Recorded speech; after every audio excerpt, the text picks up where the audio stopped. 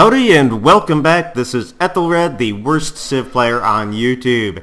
It's been actually about a week since I last gamed, so it's great to be back in the saddle, although I admit I kind of forget what I was doing. Samaria is going to need to work on something, and I think we're going to get started with a water mill and an amphitheater there, because regardless of whatever else I've been doing, it does have a university, and a water mill will help with my population, of the amphitheater will help my culture. Of course, I'm stating the obvious here, but long term... Oh, look at the unhappiness. I'm unhappy. Alright, so that's what I'll be doing. And there are no buildings I can build here in order to... Oh, Colosseum. Oh, that's kind of a pain. Alright, so we'll... It's a pain. We'll build the Colosseum, then the water mill, to accelerate my population and therefore my science, and the amphitheater to accelerate my border growth and the acquisition of social policies. Alright, what else do we have going on? Oh yes, we're building a road. We're completing the last of our road network. And if I remember right, we've got food routes going everywhere. We've got a fair number of knights. Do we have any of its predecessors left? Oh yes, we do have a chariot archer. Where's the chariot archer? Okay, we'll upgrade that when we have time. And we have no excess gold, so I can't just go buy a luxury. Do we have any luxuries to trade?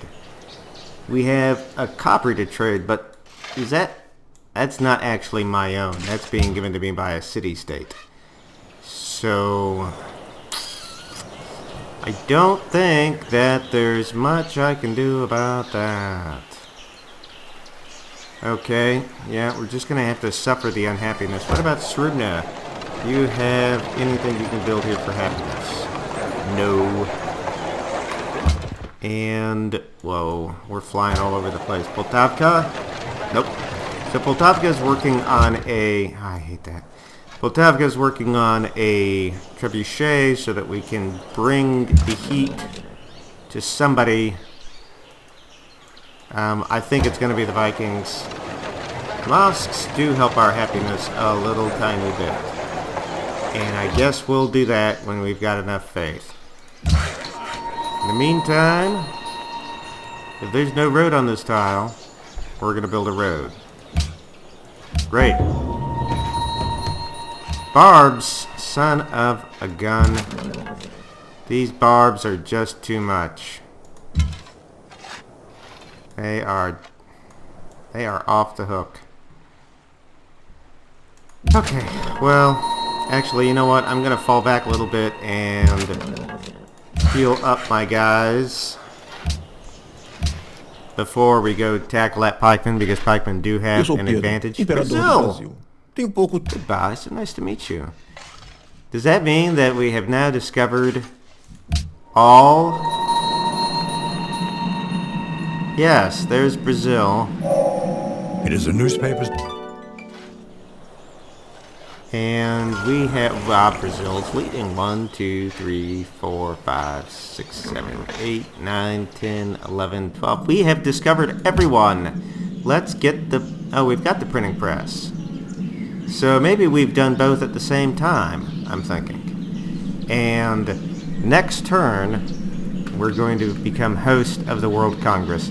Which brings us to, what do we do for the rest of the Renaissance era? We could move into chemistry, get cannons, upgrade all of our production, which would coincidentally get us gunpowder. I know. Where are the Cossacks? Where are the Cossacks? Oh, they're over here on military science.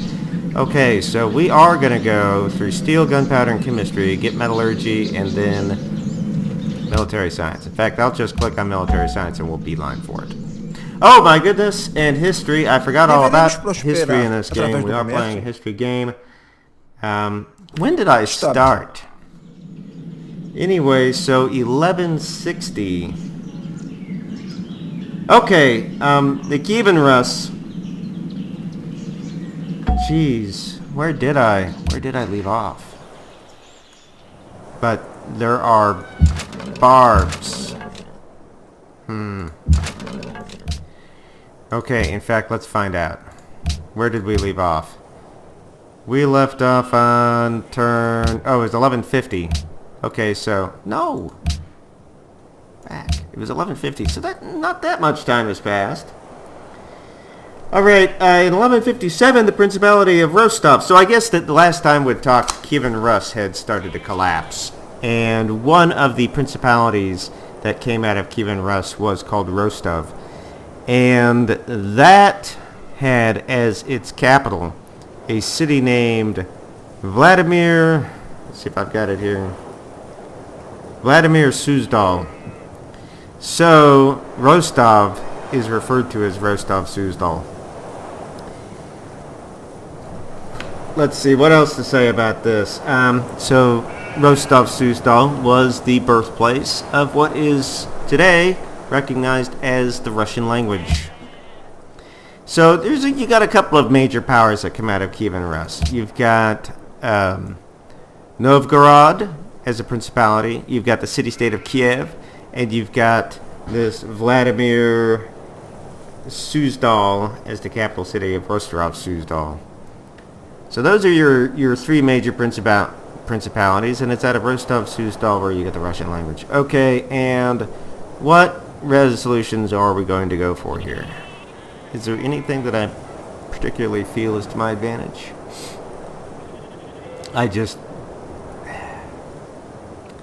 I'm not feeling like doing anything that really rocks the boat. So I think I'll find something where nobody is particularly hurt or has anything to get. Yeah, let's just do the World's Fair. Sure. That seems fine. World's Fair in 1170. That's something else. I'm having trouble trying to imagine what that would look like. Where had we been going? Tematarcha, taking food there. Well, you're going to keep doing that.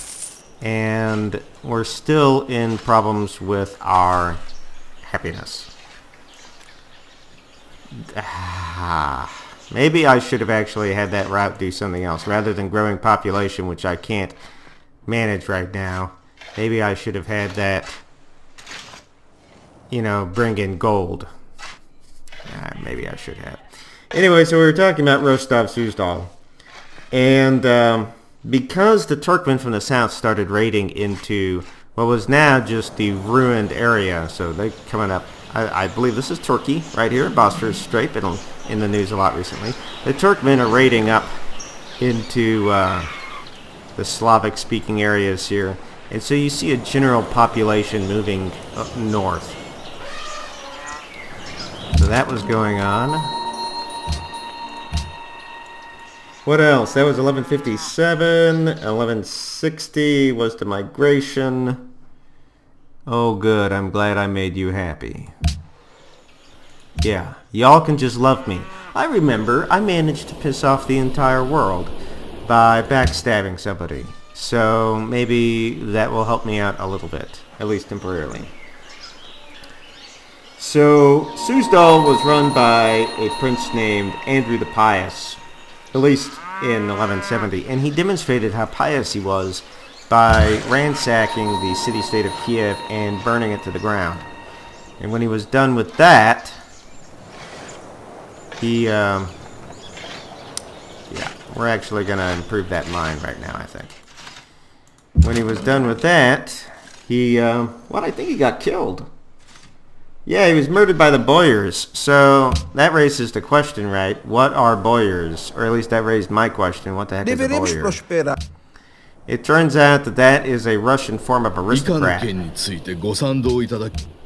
So this prince had upset the aristocrats with something. Maybe it was the burning of Kiev to the ground. I don't know. Honestly, I don't know. And they killed him in his home. Alright, build us a mine.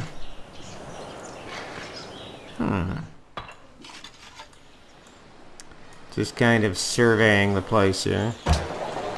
I guess...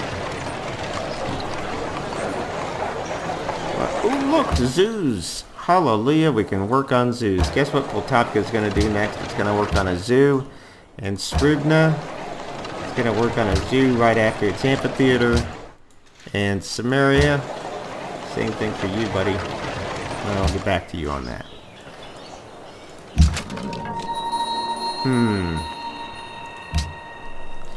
So yeah, the Pious, Andrew the Pious, was killed by the Boyars. And we are very pleased. Yeah, I'm glad. Everybody's glad. So what else happened? 1180, yeah, that's when he was murdered. And we're already up to 1190, having a hard time keeping up with things.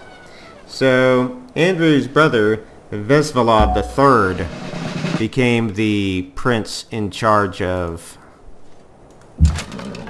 Nice. Became the prince in charge of Rostov? The name of the place? Rostov? Rostov. So Vesvalod III became the prince in charge of Rostov, which is kind of the first among peers, which is why I'm discussing it rather than Novgorod or one of the other places. We'll just park this right here. And we're back in positive gold, which is nice. Oh, because the city connection was established to Andronovo. Braga returned to Maria. Dito has conquered Braga and restored it to Portuguese sovereignty. That's interesting. Okay, next road segment. That was 11. Okay, so this fellow with the unpronounceable name, Vesvalod III, he was very pious. And because of that, and when I say very pious, I mean he was Eastern Orthodox. He spent a lot of his time building white churches, white stone churches, and missionaries. So you saw a blossoming of the Eastern Orthodox faith throughout Rostov at this time, which really extended itself. By extension, you know, the whole of the Slavic people, the whole of the Russian people really started to embrace this religion. But it really bloomed first in Rostov, along with the language. So I guess you could say Rostov was the cultural center of the Slavs at this time. Anyway, by 1200 AD, Vesvalod felt like maybe Kiev had gotten a little too uppity, and I don't know what they could have done to deserve this, but he felt they'd done something, so he burned the place to the ground again. Because, you know, that's what you do. And I think we're done sending food places right now. I've already made that mistake once. Let us send this. Does anybody have a trade quest that they'd like to do? No trade quests? None. Alright, so I guess we'll just go someplace that's close. I think that's going to be Riga. And this will be the last road segment. Wait a second. Okay, never mind. It's got road. It just hadn't rendered itself. So that was 1210. 1210, Vesvalod died. And that caused a bit of a problem because his younger son Constantine, with the support of the Boyars, ousted and exiled the older son George. Alright, can I just say, I don't get how these Russians have these names like Vladimir and Vesvalod and Mstislav, and then there's George. I don't get how that happens, but whatever. Look, there is some wasted road segments. I'm going to be paying upkeep on a road I don't need. No, wait, I'm not. Oh, that is kind of a weird road. He's not building a road, he's building a mine. Trireme attacked my archer. Galley attacked my archer. Oh, must be barbarians. Where is my archer? Oh, son of a biscuit. Alright, well, we'll see if he can heal up in the jungles. Is this farm finished over here? Nope. Let's do that. Still at -3 happiness, but at least we're making gold now. And with this gold, I'm going to go ahead and Hengzhang has declared... Hanoi has declared war on Hengzhang. That's interesting. I wonder why. Enemy is near. Son of a biscuit, they're gonna ruin my thingamajig. Aha! Nice! Yeah. We'll go scouting now, see if we can find that barb camp. So, is there China? Is it protecting Hanoi? Is China and them at war? Yeah. Okay. Alright, so that's one.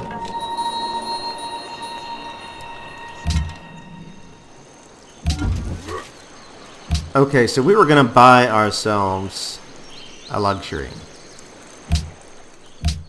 Olá, And if there's anyone who's gonna trade luxuries, it's gonna be Brazil, estou right? ouvindo. I need dyes, don't I? I do. Actually, what do my cities want?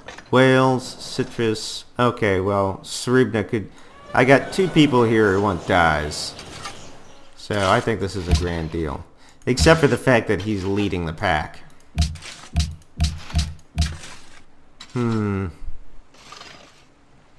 That would mean, alternately, I could trade with China, who's kind of doing my work for me. Oh, they're not going to trade. 往下说， Yeah, it's going to be Brazil. Olá, Alright, I would love Estou to ouvindo. buy this for the fair price of 6 gold per turn. Dude, that's No. totally fair. You are out of your mind. deveremos prosperar através Do you do know I comércio. backstabbed? What is with this price? Golly. Alright, I'll do it just to make my people happy. That's what a great leader I am. Do I have a timer running? I probably don't. Who knows how long this game's been going. Alright, so 1240. Check my notes here. Well, we had George. Oh yeah, George got exiled. But it didn't last long because Constantine died. And I don't actually know how he died. Hopefully it was a poison adder. But when he died, George came back and took over the place. And he actually turned out to be a really clever leader. And while he was leading Rostov, he subjugated Novgorod and Volga Bulgaria. So he brought a lot of places under his control. And oh my gosh, it's 1250 and what has happened? But the Mongols have done what Mongols do. Alright, I'm going to have to like just freaking pause the game to talk about Mongols here for a second. And what to do with all of these workers. So we're probably gonna have spare workers here in a little bit. Yeah, probably. Is this farm done? Doesn't look it. Nope. Well, that's what we're doing. Okay, so Mongols. Check this out. 1240. Batu Khan and the Golden Horde came with 35,000 mounted archers. And they destroyed. Here's the list. Listen up. Volga, Bulgaria. And this is just in the Russian area. I'm not talking about the Middle East or further on into Europe or in China. I'm just talking about the area which is directly relevant to Rostov and the Russian game that I'm playing. Batu Khan and his horde destroyed Volga, Bulgaria, Kolomna, Moscow, Suzdal, Rostov, Uglich, Yaroslavl, Kostroma, Kashin, Knyastin, Gorodets, Galich, Peroslavl, Zavesky, Yuriev, Polska, Dmitrov, oh boy, I didn't think about how hard it was going to be to pronounce all of this. Volokolaminsk, Tvorsak, all of Crimea, Mordovia, Kiev, Chernigov, Pereyaslav, and Poland and Hungary. All the other cities surrendered. And the Mongols ruled everything up as far north as Siberia. And again, I'm just talking about in the area of Russia. The Mongols conquered, like, the whole damn world. So, Yeah. I mean, they didn't get to America, but that's just because their horses didn't swim. That's about it. Where is this base? Nope, that's not it.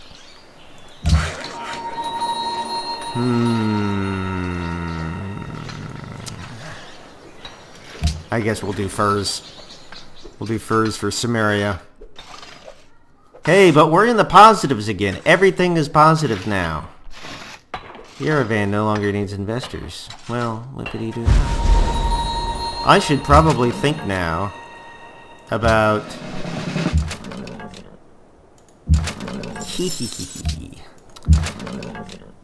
about doing something about the Vikings. I think you're next on my list. Oh my gosh.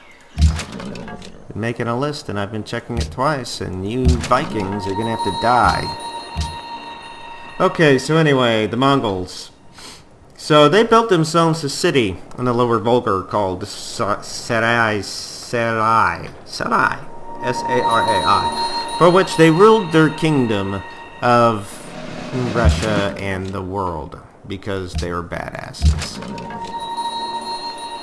I think I'm gonna maybe rest this horse.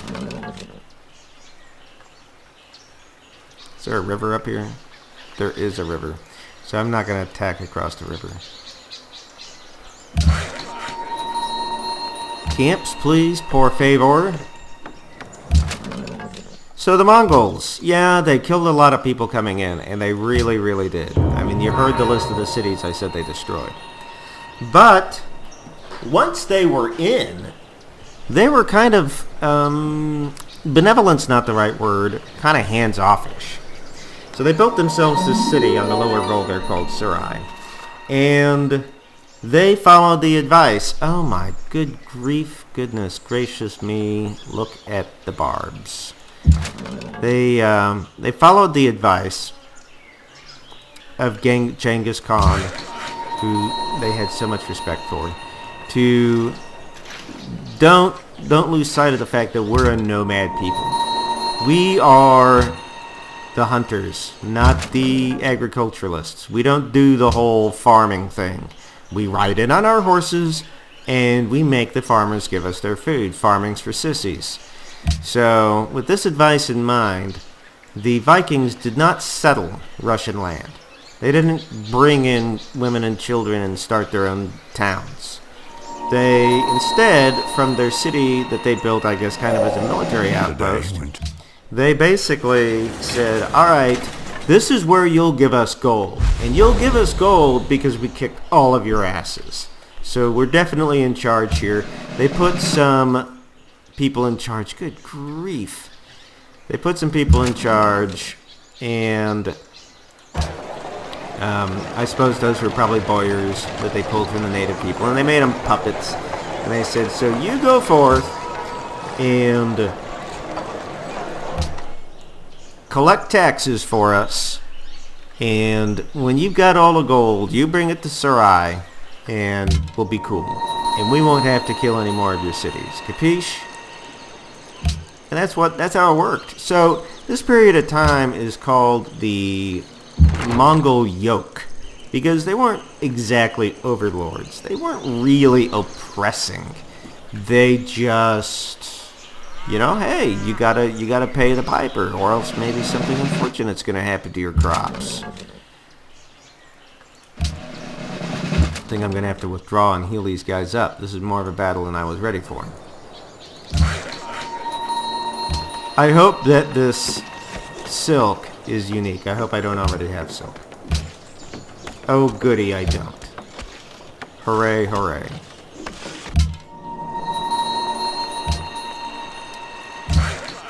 So, what else? What were some of the other effects of having the Mongols in charge? Well, for one, there were thousands of loanwords which entered the Russian language from the Mongolian language. So you had a big linguistic effect. Another one is that in the 17th century there was a survey done of the Russian elite, and it was found that 15% of them had Mongol blood in them.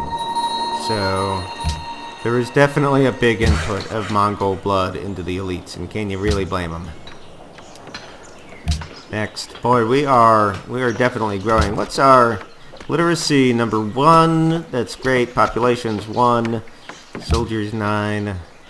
I think that maybe, you know what? I've got some knights up here. And I'm coming up on military science in turns. I guess a couple dozen turns. Maybe I'll just wait to... No, you know what? I'm going to start the war without having Cossacks. And I'll upgrade to Cossacks in like Vyborg or Kaopeng or something like that. So that's what we'll do. Which means I need to start moving military assets up here. Speaking of military assets... This was going to be my military center, wasn't it? Poltavka? I think it was. That means I've got a barracks over here? Or not? I just never got to it or something? A Cree post, that's what it's called. Yeah, I got a Cree post. Alright, so yeah, this was supposed to be my military base. So we'll build an armory here. And adopting a policy, super happy fun times. It's going to be rationalism. Because I understand you can't win the game without taking rationalism. There's only one right way to play the game, and if you don't take rationalism, you're wrong. You've played the game wrong. What else can I say about the Mongols? And then I think I'll be almost done. Actually, with the game, I should be done. So, also, on religious matters, the Mongols really didn't care. You worship whatever... You mumble whatever words you want to mumble to whatever name you want to mumble them to. So long as you give us our gold, we'll be cool. And we won't have to kill any more of your cities. So they kind of let the Russians do whatever the Russians wanted. You gotta be kidding me. Another freaking barb. That's been my quote for the whole game. Another freaking barb. Are you serious right now? Golly gee willikers.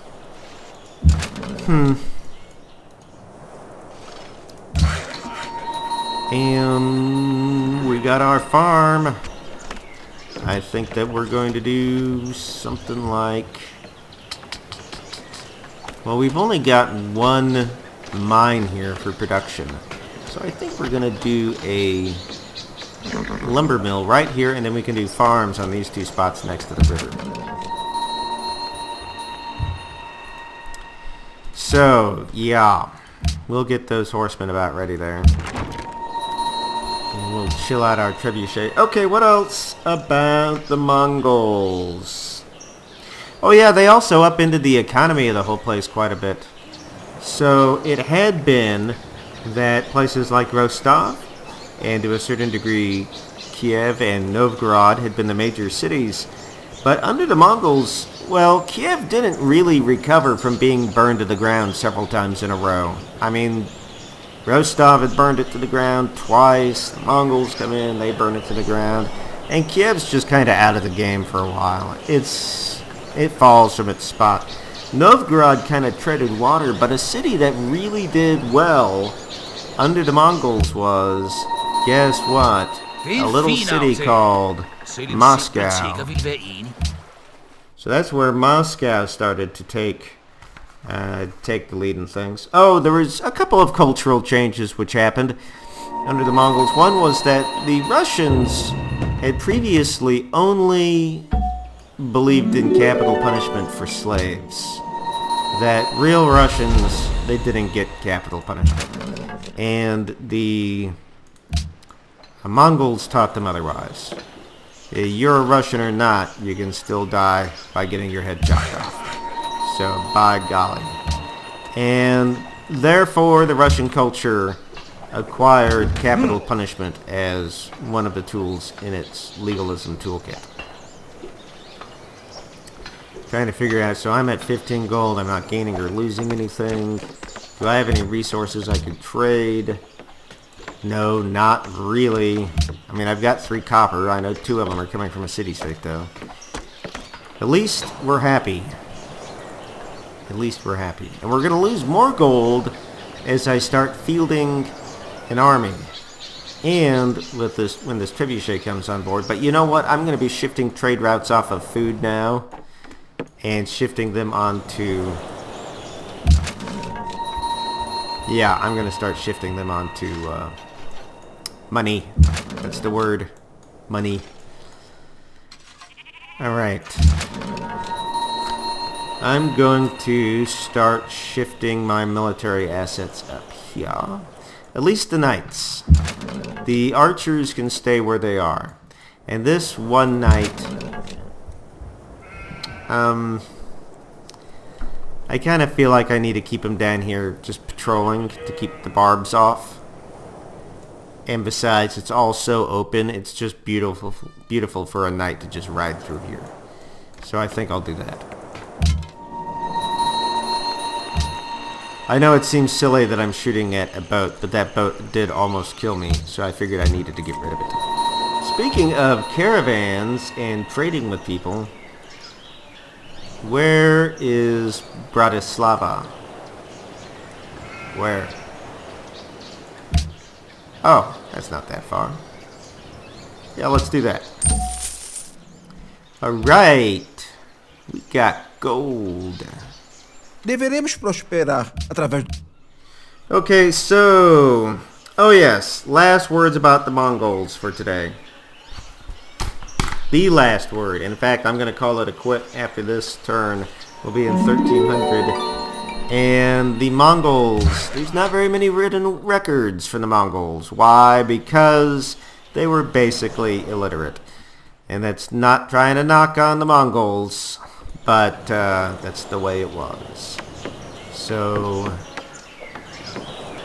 now, how many workers do I have? I've got 5 for 6 cities. That seems about right.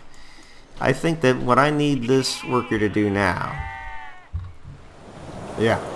What this worker needs to do now is come back over here to someplace like Kama and start working on maybe a farm. In Kama, I think we're going to rename now after all of the ups and downs. I did say that Moscow was ascendant.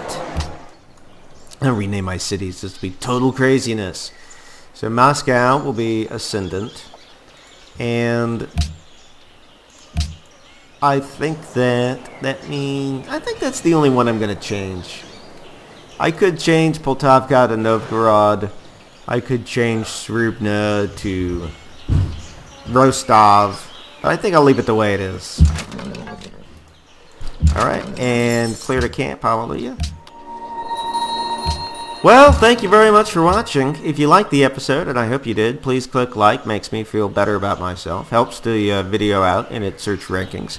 And please click subscribe so that you can see more videos just like this one. Have a great day.